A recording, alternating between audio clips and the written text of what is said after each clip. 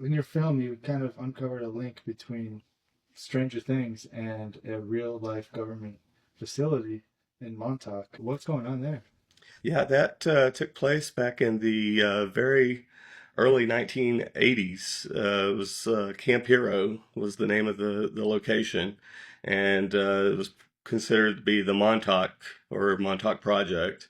And they were doing very similar to what you see in the TV show Stranger Things. They were doing the exact same thing, except a lot of these children that were in this facility, they were being kidnapped off the street. They were usually homeless runaways and things like that, and they were using drugs on them and causing them to, use basically learn psychokinesis to untap these powers. But again, this taps into what Russ Dizdar touched on in his book, The Black Awakening, that they were literally trying to shatter their minds to open them up to demonic possession and tap into demonic powers. Is Stranger Things based on reality? It is based on reality, completely 100%. They had this they had something called the Montauk chair, and whenever they would be sitting on this, it somehow enhanced their powers, their psychokinetic powers. And whenever they would sit in this chair, they could think about certain things, and things from other realities would automatically appear. Well, it wasn't just certain objects, sometimes it was entities, creatures.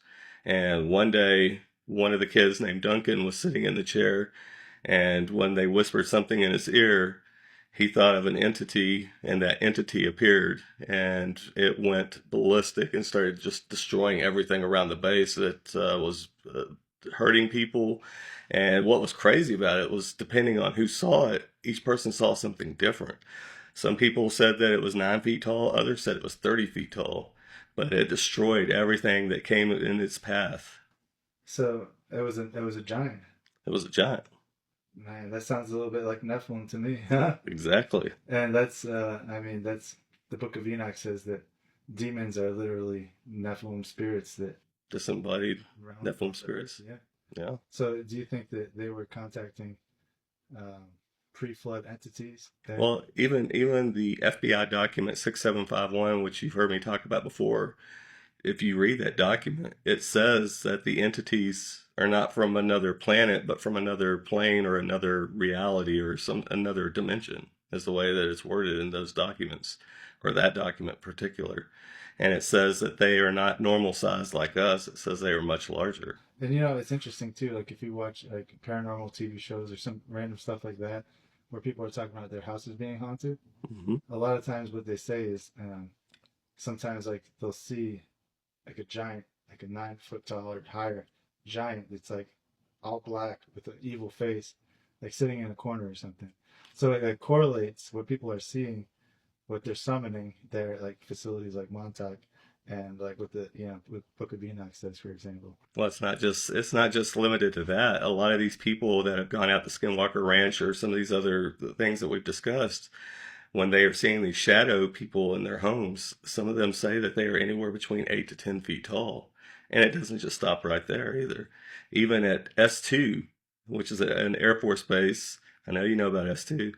And at S2, George Knapp has talked about they have seen shadow people out at these military bases, and that they are roaming and running around. Guards have encountered them and pulled guns on them. How does that connect to the things that people see at Skinwalker Ranch in the American Southwest on the Navajo reservation? Do you think like the Navajo witches, for example, have any connection to these types of spirit entities or these types of things that the government is playing around with? Well, if you listen very carefully to what the Navajo and the people are saying out there, especially the indigenous people, they talk about these things like they're more demonic entity, and this is coming from them. In fact, if you do you know much about the Great Witch Purge of 1878? Let's talk about that. What? That was not too long after they had been resettled, and they thought that part of the reason why they had been kicked off the land had something to do with witches.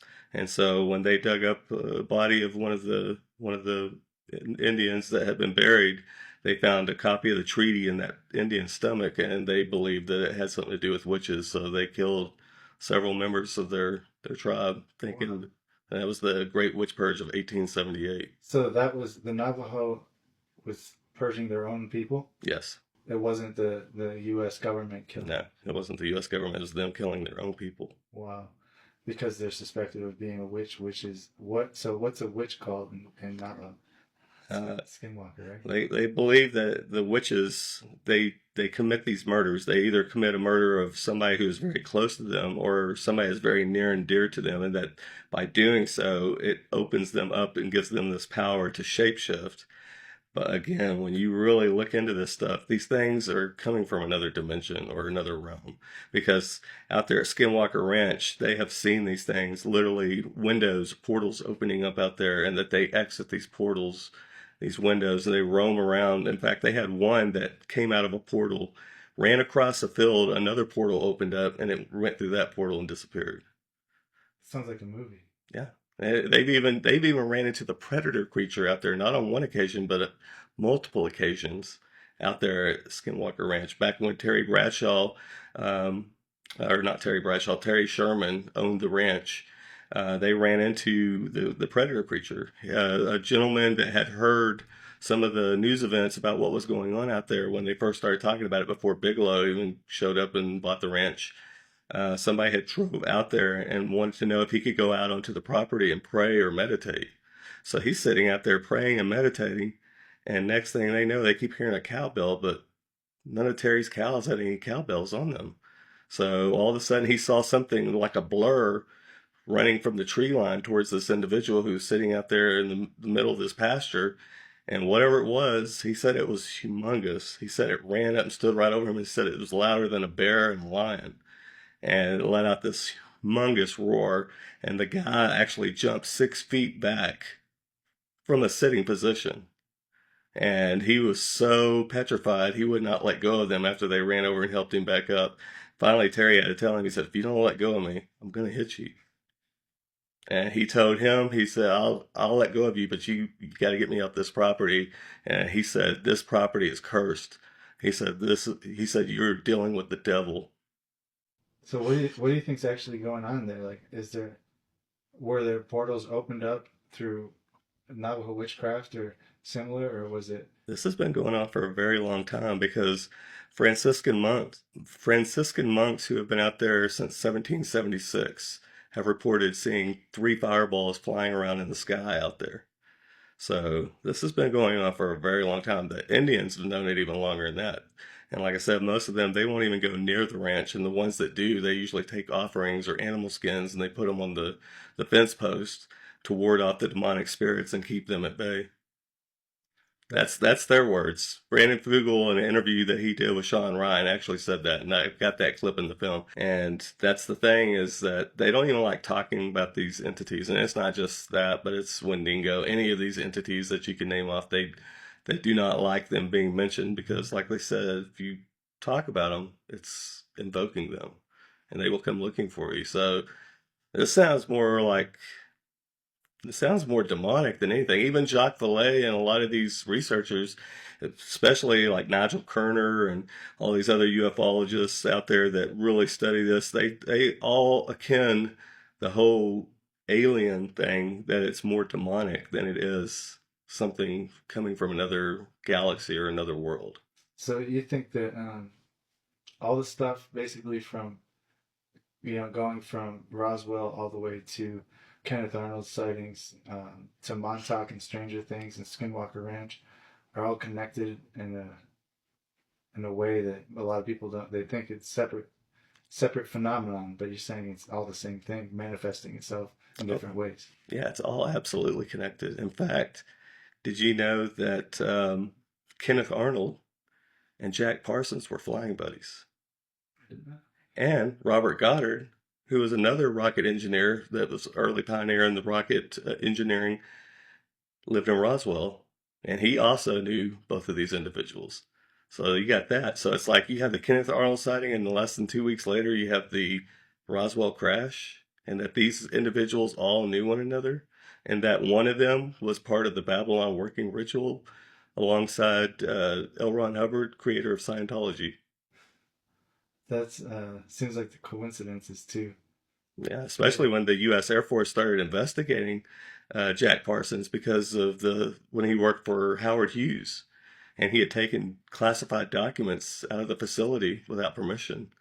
And so once they started investigating him, that's what led them into learning that him, L. Ron Hubbard, were understudies of Aleister Crowley, and that they had been doing this ritual called the Babylon Working between the years 1945 and 1946, and that supposedly they were successful in 1946.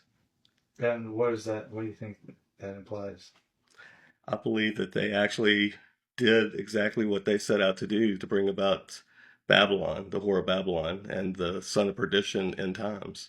In fact, it was Charles Race Tussle, who was the creator of Jehovah's Witnesses, who said that the end of the world would begin on October 14th, 1912? And that was the same day that Jack Parsons was born. What are the odds of that? Crazy.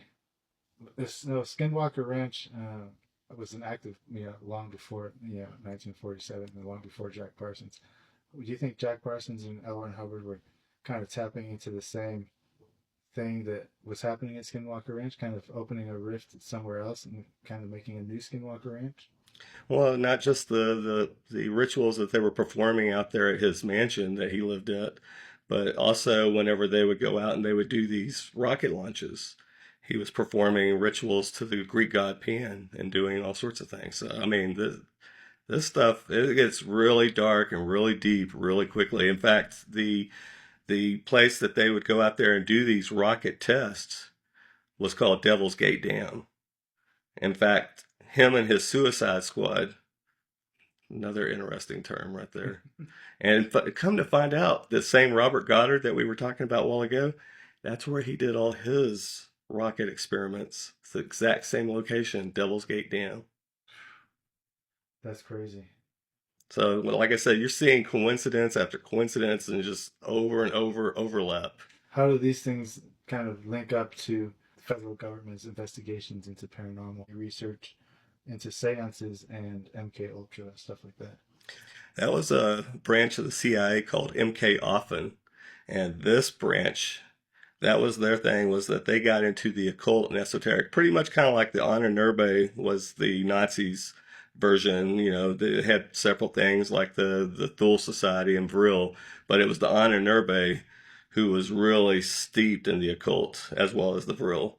But yeah, MK Offen, I mean, they would infiltrate seances. They would send members into seances. They actually openly talked with witches, active witches. In fact, one of the most well-known witches, this well-known witch was Sybil Leek. This lady was so connected as far as like the witchcraft and the esoteric and the occult that when she was 9 years old, Aleister Crowley used to visit her back when she was 9 years old.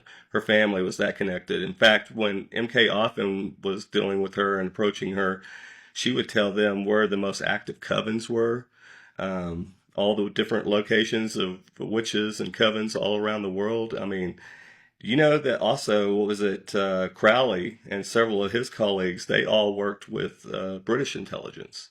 So that's another thing, is like a lot of these people that are steeped in the occult and witchcraft and things like that and demonic and satanic rituals also have a lot to do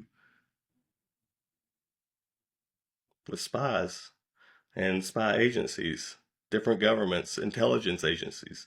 I mean, there was a lady at the beginning of the film that you hear her talking about that she witnessed satanic rituals going on out at military bases. And she said that a lot of the people that are mixed up in naval intelligence, not all of them, but a lot of them, are mixed up with the OTO, the Ordo Templi Orientis. So it's just, you gotta ask, what's going on? What do you think's going on? I think that they've been dealing with they've been initiating satanic rituals at all levels of government because they are trying to tap into these things. They